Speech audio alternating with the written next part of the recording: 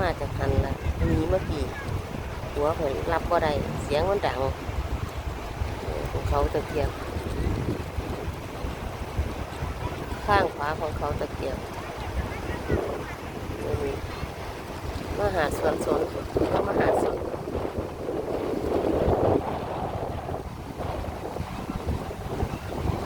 จะเป็นแบบนี้จะไม่มีผมบอกเขาเจ้าลิ้นเนี่ยสกายเฮิร์บดอกมันจะ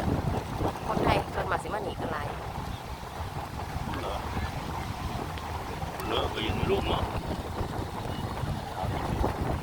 ใช่สิมาหนีดาไรหาดจะเป็นหาดของทหาร